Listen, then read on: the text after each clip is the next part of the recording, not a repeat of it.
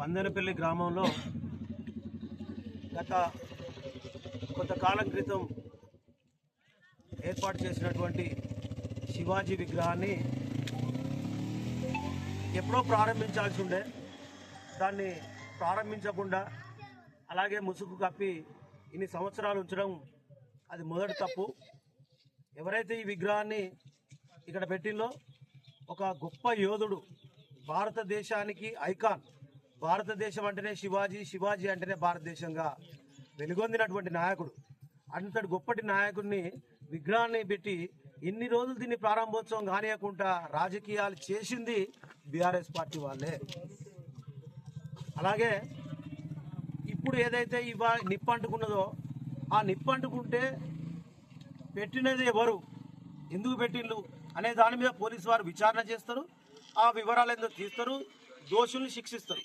కానీ అంతకంటే ముందే ఎక్కడ వాళ్ళ పన్నాగం బయటపడుతుందో అని చెప్పి వాళ్ళే ముందుగా ఎవరు తెలియక ముందుకే టీవీ వాళ్ళకి లీకులు ఇచ్చి కాంగ్రెస్ పార్టీ వాళ్ళు చేసింది అనడం చాలా హేయమైన చర్య.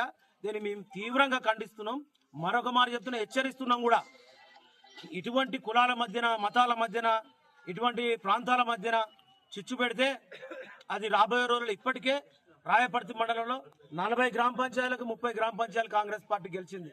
గెలుపు సంబరాలు చేసుకునే మేము ఇటు దేవుని లాంటి విగ్రహానికి మా కార్యకర్తలు కానీ మా వాళ్ళు కానీ ఎవరైనా నిప్పు పెట్టాల్సిన అవసరం మాకు లేదు.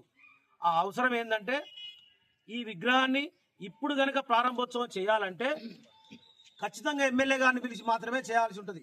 ఎందుకంటే ఇది ఆర్ఎండ్బి పరిధిలో ఉన్నది కాబట్టి ఖచ్చితంగా ఎమ్మెల్యే గారు వచ్చి దీన్ని ప్రారంభోత్సవం చేస్తారని ఒక పన్నాగం పన్ని బీఆర్ఎస్ నాయకులు దీనికి నిప్పు పెట్టి దాని తర్వాత ఆ ముసుగును తొలగించింది.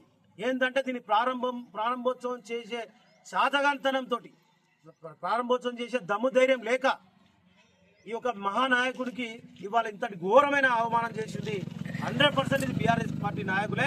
దీన్ని మేము తీవ్రంగా ఖండిస్తున్నాం.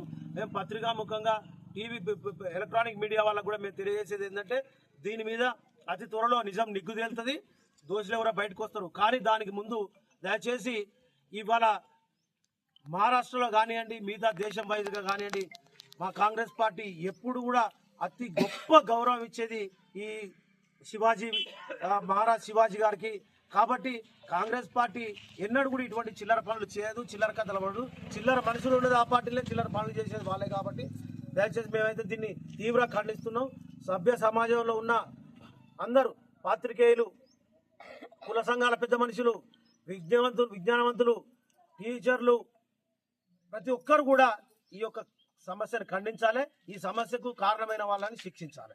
అది కోరుకోవాలి తప్ప నెపం ఇంకొకరిపై పెట్టి తప్పు వాళ్ళు చేసి ఇంకోరి మీద నెపం పెడదామంటే మాత్రం ఇది కలవని ముచ్చట. ఇప్పుడే కాదు, ఇక రాబోయే రోజులలో కూడా గుర్తుపెట్టుకోండి, కాంగ్రెస్ పార్టీని ఎక్కడ కూడా ఇంత చిన్న అభాస్పాలు చేయాలన్నా కూడా మేము ఊరుకునేది లేదు. మేము దానికి సరి అయిన ధీటుగా జవాబిస్తాం, స్పందిస్తాం, మీకు తగిన బుద్ధి చెప్తామని ఈ సందర్భంగా తెలియజేస్తాం.